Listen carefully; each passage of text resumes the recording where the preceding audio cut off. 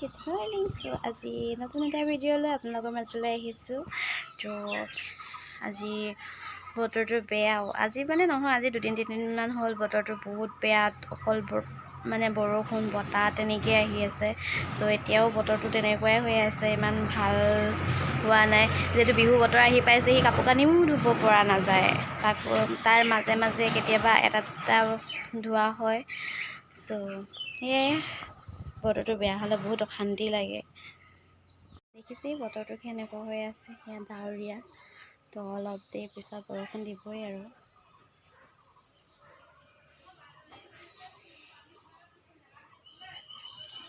মই বনাই আছোঁ ঢেকীয়া ভাজি। আজি চিম্পুল খানা খাম, ঢেকীয়া ভাজি খাই ভাল লাগে। আৰু কেতিয়াবা শাক পাচলি খাবও লাগে, সেউজীয়া শাক পাচলি খালে স্বাস্থ্যৰ কাৰণেও ভাল হয়।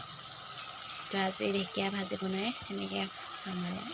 যিহেতু বিহু বতৰ, তাৰ বাবে এয়া কপৌ ফুল ফুলিলেই আগতীয়া কপৌ ফুল হয় মোৰ। চ' বেছিকৈ নহয়, 2জোপামানত ফুলিছে কপৌ ফুল। এতিয়া মৰহিবই, বিহু আগতীয়াকৈ ফুলা কপৌ ফুল হয়।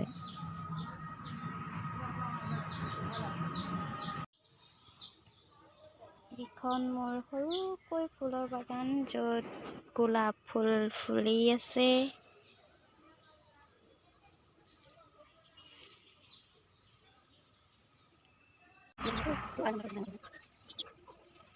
ফেবিক কৰিলোঁ আজি চাদৰ এখনত। তো ফেবিকটো কেনেকুৱা হৈছে, চ' অকণমান চাদৰখন দেখুৱাম আৰু আপোনালোকে জনাব চ' চাদৰখন কেনেকুৱা লাগিছে। চাদৰখন কৰিব লৈছোঁ এখন।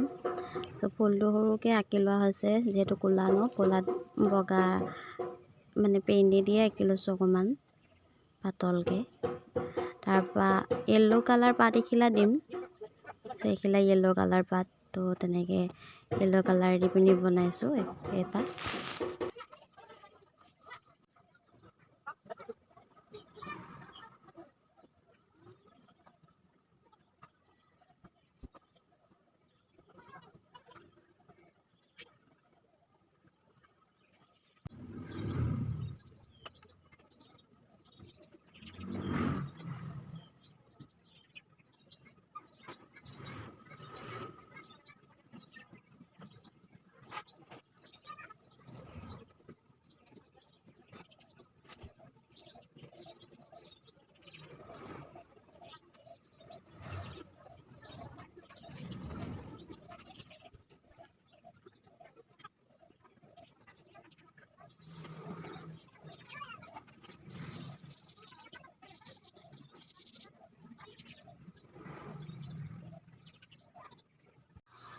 চাদৰখন এইখন আচলতে চাদৰখন একদম চিম্পুল লুক টাইপৰ হৈছে।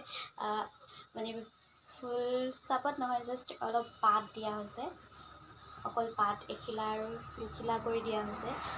ব্লেক হয় চাদৰখন, চ' সেইকাৰণে গোটেই জোৰটোৱে ব্লেক।